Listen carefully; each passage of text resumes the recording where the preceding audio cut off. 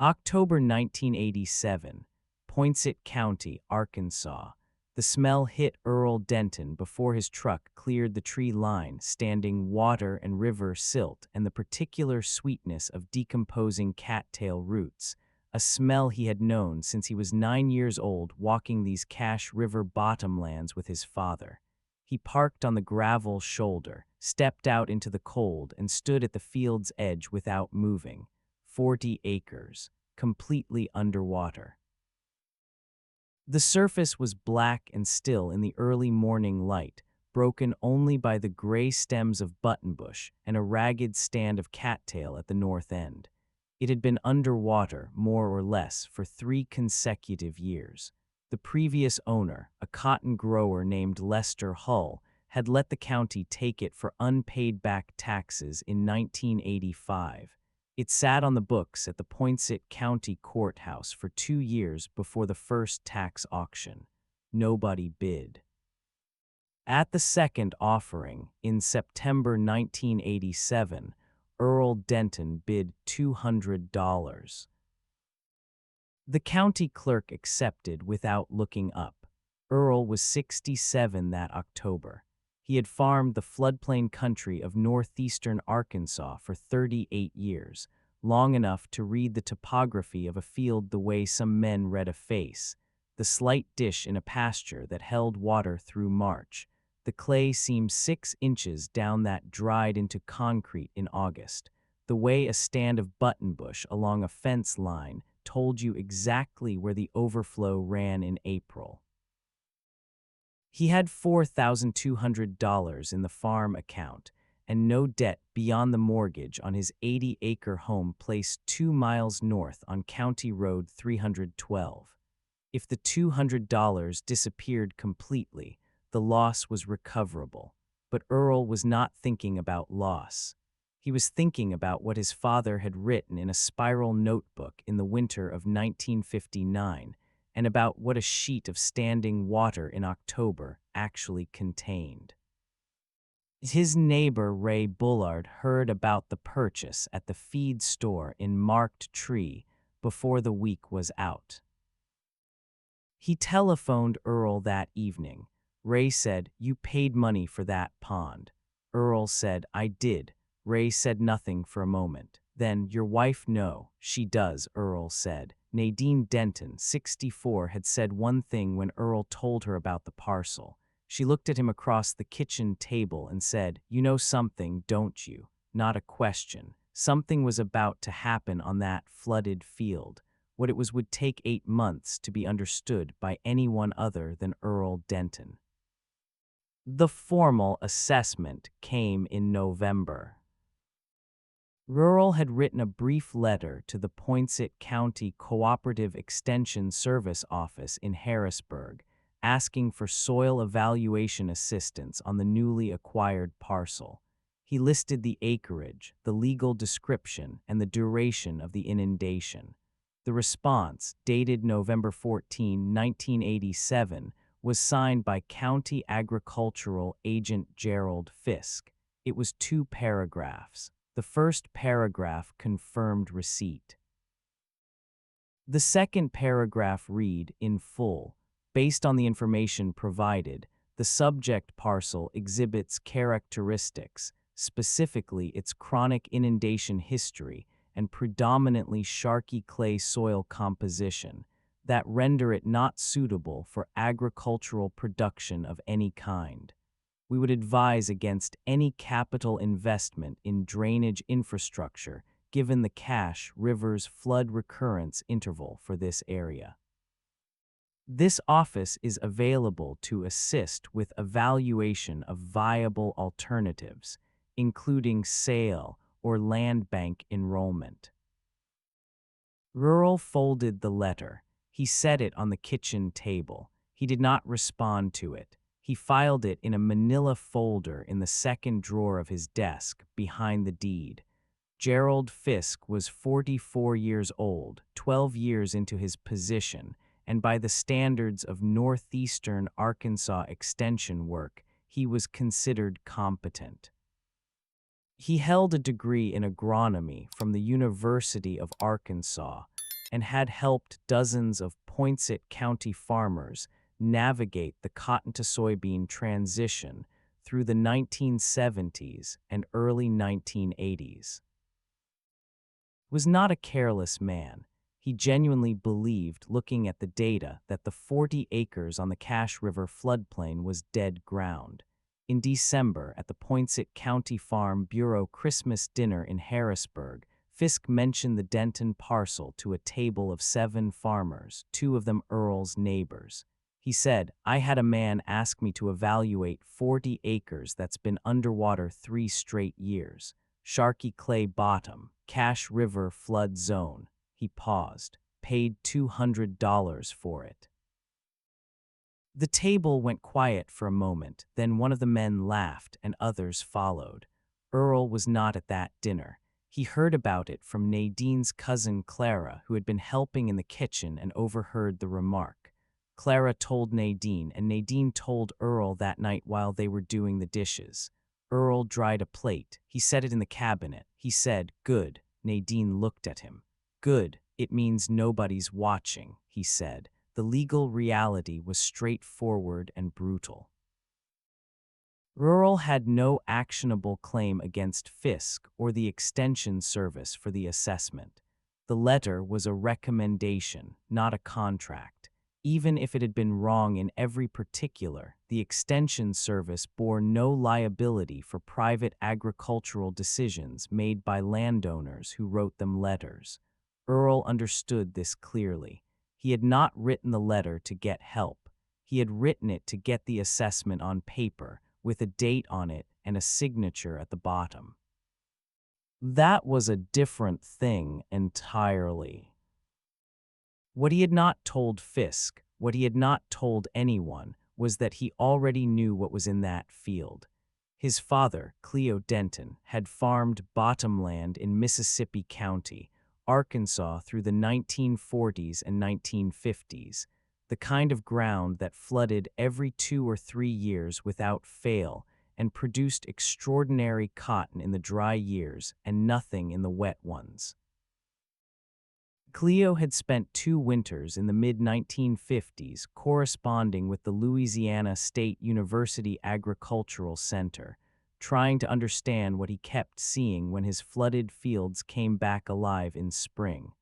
What came back alive, specifically, were crawfish. Red swamp crawfish, Procambarus clarkii, native to the Gulf coastal plain and perfectly adapted to the seasonal flooding cycles of the Mississippi River drainage. They appeared every spring in Cleo's flooded fields, as if conjured, hundreds of thousands of them, thriving in the shallow, warm, decomposing vegetation water that every neighboring farmer treated as a catastrophe. In 1957, Cleo received a 22-page bulletin from the LSU Ag Center, document number Ag 22-1957, titled Pond Culture Methods for the Propagation of Freshwater Crawfish in Louisiana Bottomland. He read it 4 times. He started a spiral notebook.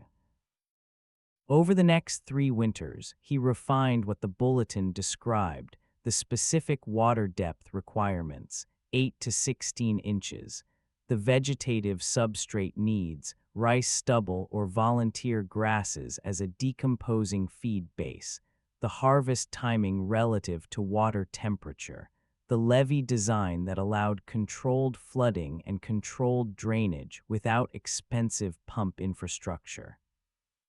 He never implemented it in Mississippi County because the market for live crawfish in Arkansas in the early 1960s was essentially non-existent.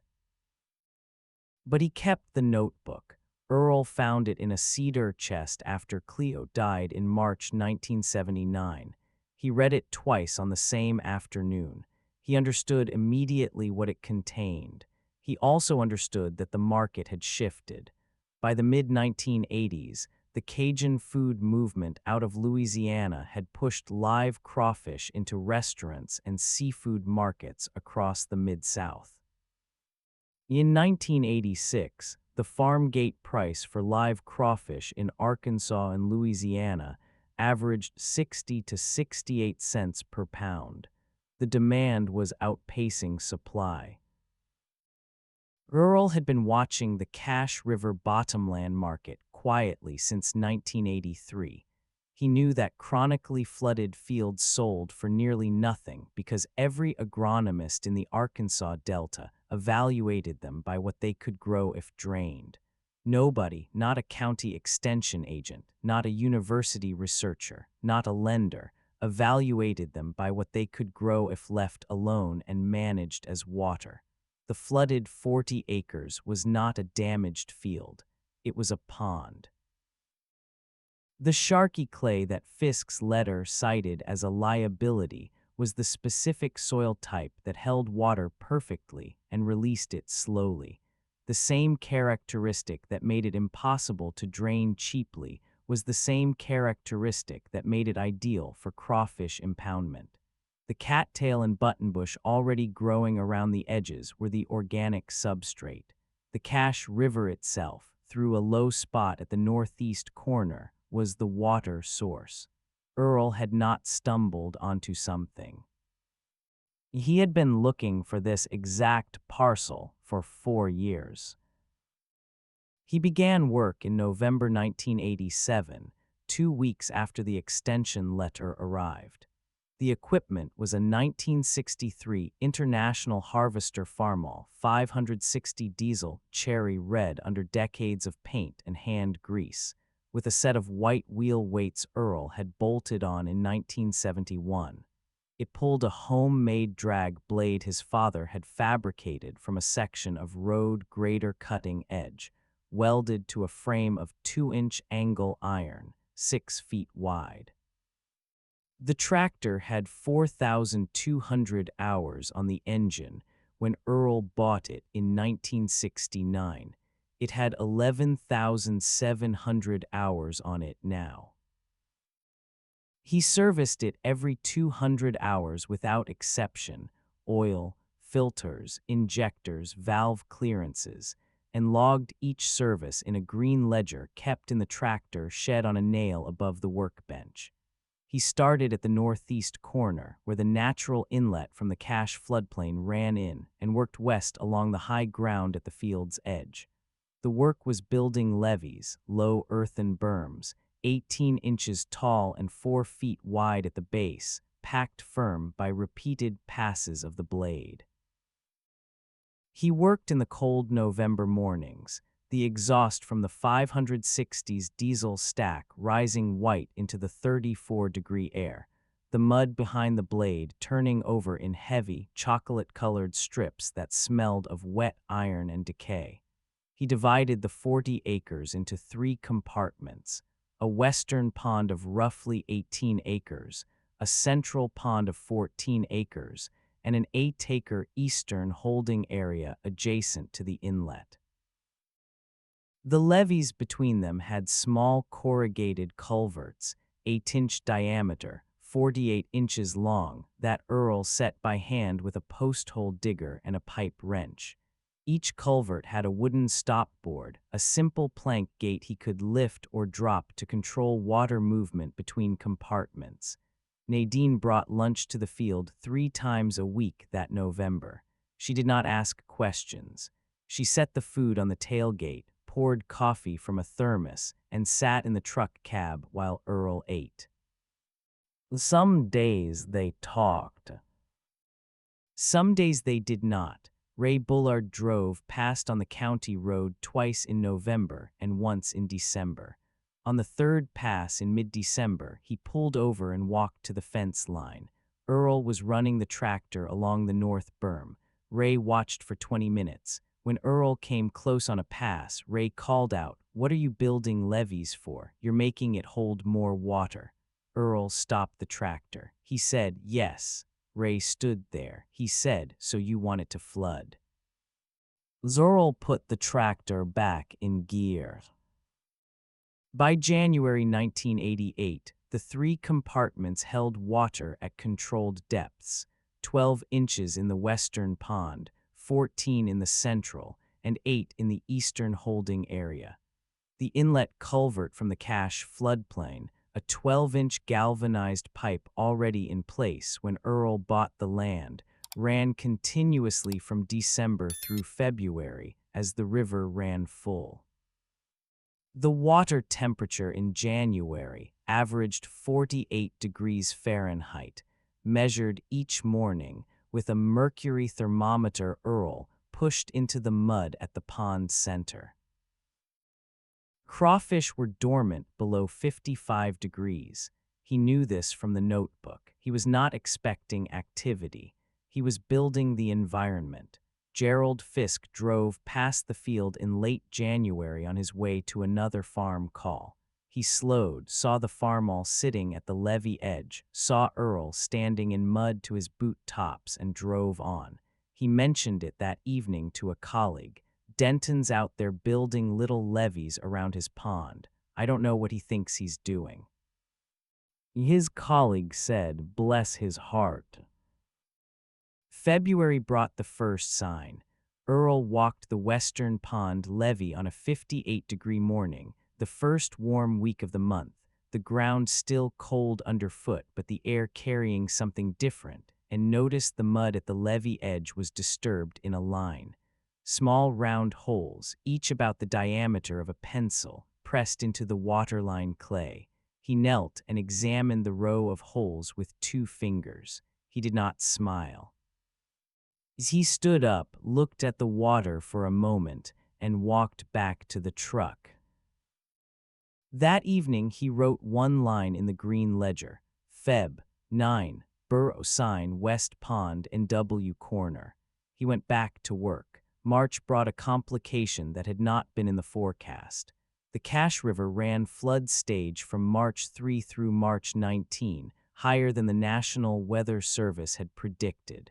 The water topped the north levee of the central pond by 4 inches and pushed into the eastern holding area, mixing the compartments Earl had carefully separated.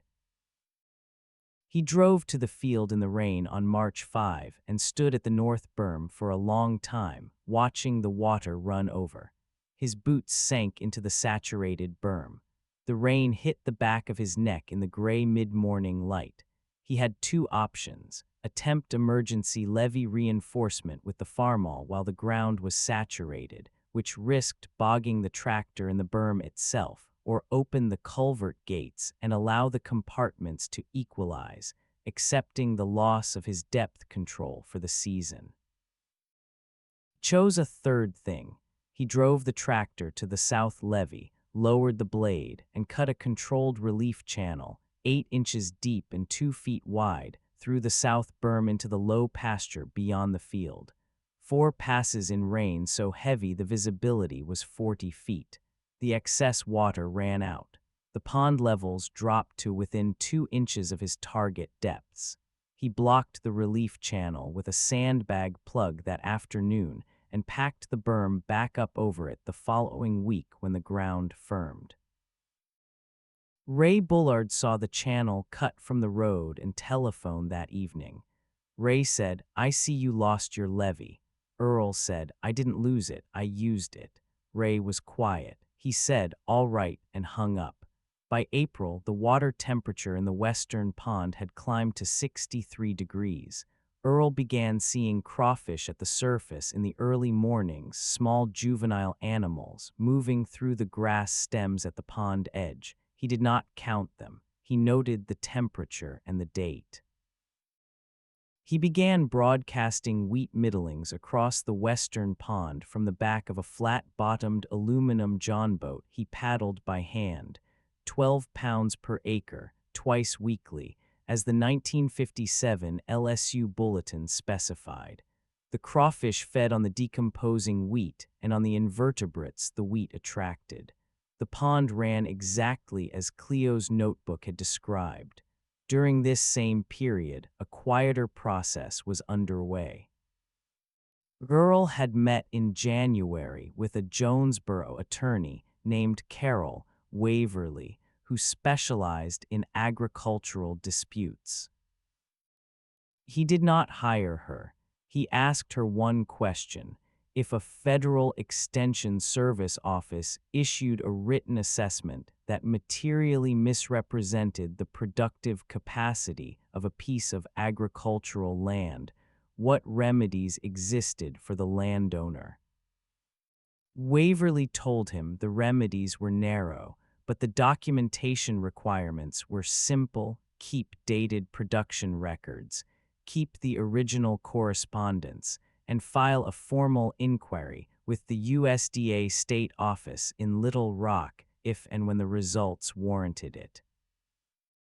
Rural thanked her, paid her $75 for the hour, took her card, and drove home. The card went into the manila folder, behind the extension letter. The community skepticism reached its loudest point in April.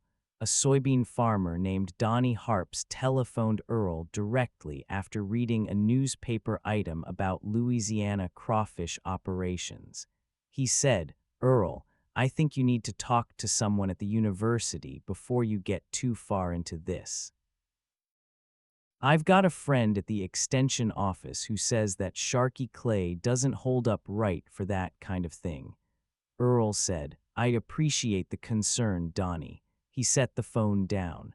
The second week of May, Earl netted the western pond edge with a wire-frame trap he had built from hardware cloth, a 3-foot cone, baited with a half-pound of chicken necks from the freezer. He pulled it after 24 hours. It held 34 crawfish, the largest of them 4.1 inches from tip to tail, fat and brick red and fully marketable. He weighed the net catch on a spring scale, 2.3 pounds. He wrote in the ledger, May 11, trial pull West Pond, 34 animals, 2.3 pounds, size good. He set them back in the water. It was not time yet. The commercial harvest began on June 2, 1988. Rural had contracted in April with a live seafood distributor out of West Memphis named TJ Camo, who ran 2 refrigerated trucks and supplied restaurants and grocery chains across eastern Arkansas and western Tennessee. The price Camo agreed to pay was 62 cents per pound live delivery. Rural had done the arithmetic in pencil on the back of the contract page. At 62 cents, he needed 3,226 pounds to cover his infrastructure costs: the culvert materials, the wheat middlings, the trap wire, the fuel, the attorney hour, and the $200 for the land. He had a fair idea he would clear that number. He was wrong. He was considerably wrong. He ran the traps 6 mornings a week through June, setting them in the evenings and pulling them at first light when the temperature was still cool enough to keep the animals alive in the wire. He wore chest waders and worked the John boat from pond to pond, lifting and emptying traps by hand into 50-gallon coolers packed with ice and a thin layer of water. The traps averaged 4.8 pounds per pull. He ran 40 traps per pond, across 3 ponds. The numbers compounded across every morning. By June 14, he had delivered 4 loads to Camo's truck at the county road, 3,100 pounds. By June 21, he had delivered 6 loads, 4,750 pounds total. By the end of June, the western pond alone had yielded 9,200 pounds.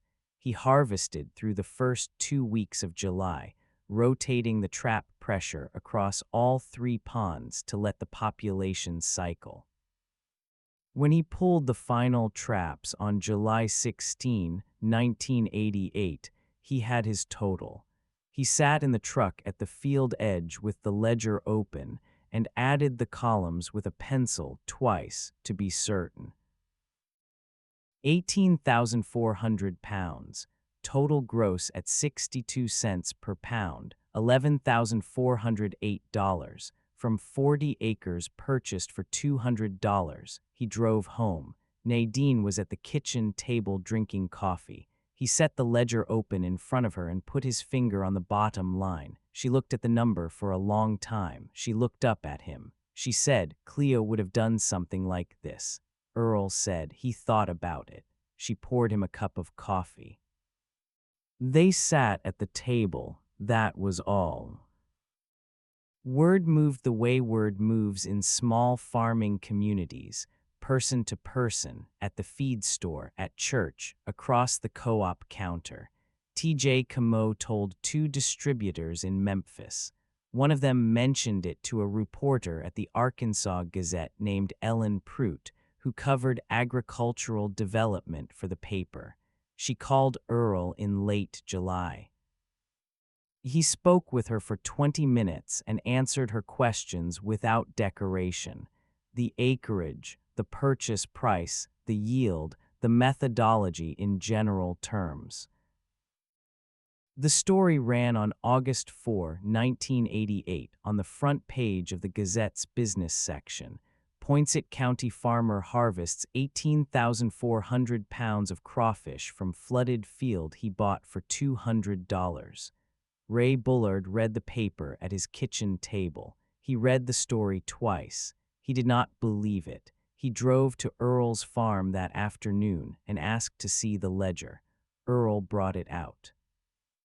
Ray turned through the pages, the temperature logs, the trap records, the delivery receipts, the Camo invoices.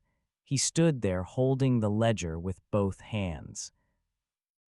He said, I drove past that field a dozen times. Earl said, I know you did.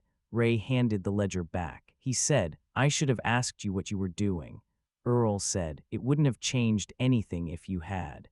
Gerald Fisk read the Gazette story on August 5. He drove to Harrisburg and sat in his office for 40 minutes before calling Dr. Harmon Price at the University of Arkansas Cooperative Extension Service in Fayetteville. Price was 51, the state's aquaculture specialist, and had read the story himself that morning. Fisk said, I wrote a letter in November saying that ground wasn't suitable for anything. Price said, I know, I've seen the letter. Fisk said, how have you seen it? Price said, because Earl Denton sent a copy to the USDA State Director's office in Little Rock in April, along with his production logs. Fisk was quiet. Price said, Gerald, the letter was wrong. The soil profile on that parcel is actually ideal for crawfish impoundment. Sharkey clay holds water better than almost any substrate in the state. We missed it. The whole discipline missed it because nobody in Arkansas was asking the right question about chronically flooded bottomland. The formal USDA review came out of the Arkansas State Office in October 1988. It was not a prosecution and not a public disciplinary action. It was a 6-page document that examined the November 1987 Poinsett County Extension Assessment against Earl Denton's production results, and concluded that the assessment had been materially incomplete due to the absence of aquaculture evaluation criteria in the standard soil productivity framework used by county agents statewide. The document recommended mandatory retraining for all Delta Region county agents in alternative wetland uses and cited Denton's operation by name. Fisk attended a 2-day session in Fayetteville in November. He signed a document acknowledging the revised evaluation methodology. It went into his permanent file. Dr. Harmon Price drove to Poinsett County on a Tuesday morning in September 1988. He asked Earl for a walkthrough of the operation. Earl walked him through it, the levee design, the culvert placement, the feeding schedule, the trap rotation, with the notebook open in one hand. Price took his own notes. At the Western Pond levee, Price said, you're following LSU's 1957 bulletin. Earl said, my father's version of it. Price asked where the notebook had come from. Earl told him about Cleo, about the Mississippi County bottomlands, about the cedar chest, and the 1979 afternoon. Price was quiet for a moment. He said, "This information has been sitting in a cedar chest in Arkansas for 30 years. It had company," Earl said. Price returned to Fayetteville and spent the following winter developing a formal bulletin for the University of Arkansas Cooperative Extension Service. Document AG-1 1989, published in March 1989, titled Crawfish Pond Culture in Arkansas Delta Wetlands. It drew on Earl's production data, Cleo's notebook methodology, the 1957 LSU Bulletin, and Price's own field observations. It was printed in 2,400 copies and distributed to county extension offices across the Arkansas Delta. Within 2 growing seasons, 7 Poinsett County farmers had converted chronically flooded bottomland parcels to crawfish production using the bulletin's methods. 3 of them held land that Fisk's office had previously assessed as unsuitable for agricultural use. By 1991, Poinsett County had 11 active crawfish operations, totaling 340 acres of production. None of these farmers had paid $200 for their ground. Most paid considerably more once the Gazette story circulated and the price of flooded bottomland in the Cache River Basin rose sharply. But the knowledge itself was free, in print, at every county extension office in the Delta. Ellen Prout called Earl in the spring of 1989 for a follow-up story. She asked if he planned to expand, take on partners, or seek recognition from the university. Earl said no. She asked if he would comment on the USDA review of the extension assessment. He said the letter was wrong and they said so. "That's enough." The follow-up ran to 4 paragraphs. Earl did not read it. He had already run the 560 along the north berm that morning, grading down a soft spot that had heaved over winter. The tractor's exhaust rose white in the early April air. He had serviced it the previous Saturday, oil, filters, valve clearances, and logged it in the green ledger as entry number 94. In the spring of 2009, Earl Denton was 89 years old and walked the pond levees with a cane. He walked them every morning the weather permitted, West Pond first, then Central, then the eastern holding area, the same route he had walked since the first November morning in 1987, when the levees were raw mud behind the farmall's blade. His granddaughter, Lena Denton, was 24 that spring, 3 years back from a position with an agricultural NGO in Mississippi. She had studied environmental science at Arkansas State University. She walked the levees with him in April, and they talked in the way they had always talked, slowly, with long pauses that meant nothing was wrong. At the eastern holding area, Lena stopped and looked at the farmall 560 sitting under a tin-roofed equipment shed at the pond's edge, exactly where Earl had parked it after the 1988 harvest. The tractor was 46 years old. It still ran. Earl serviced it twice a year whether it was used or not. The green ledger had 114 entries. The last from October 2008 read, oil primary filter, secondary filter, injector seals, 12,910 hours, all good. Lena said, "Why do you still run that tractor?" Earl said, "Because it needs to run." She said, "We have the Kubota." He said, "The Kubota doesn't know this ground." She looked at him. He was not being sentimental. The 560 had shaped every levee on those 40 acres. Its blade profile, its weight, the particular angle of its cutting edge had built the berms that held the ponds. When a soft spot developed or a berm needed grading, the 560 ran that work in one pass because the machine's geometry matched the ground it had made. A different tractor with a different blade would do the work in 3 passes and do it less precisely. The 560 was not a keepsake. It was a tool with institutional memory. She asked about the notebook, Cleo's spiral notebook, from the cedar chest. Girl told her it was in the second desk drawer, behind the original extension letter and the manila folder. She said, "Can I read it?" He said, "It's yours to read." He paused. "It's yours to use." She took it home that evening and read it at the kitchen table. The handwriting was her great-grandfather's, small and precise, ink smudged in the margins where Cleo had worked through arithmetic. The pages on water temperature and feed timing were warped at the corners from moisture, from some long-ago winter when the notebook had been near a leaking window. She turned to the back pages, where Cleo had sketched a levee cross-section in pencil, the berm angle, the culvert placement, the dimensions in inches, the water depth notation at the base. It was to within 3 inches, the same design as the levees she had walked that morning.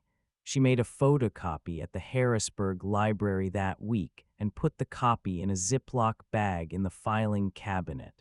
The original went back in the desk drawer.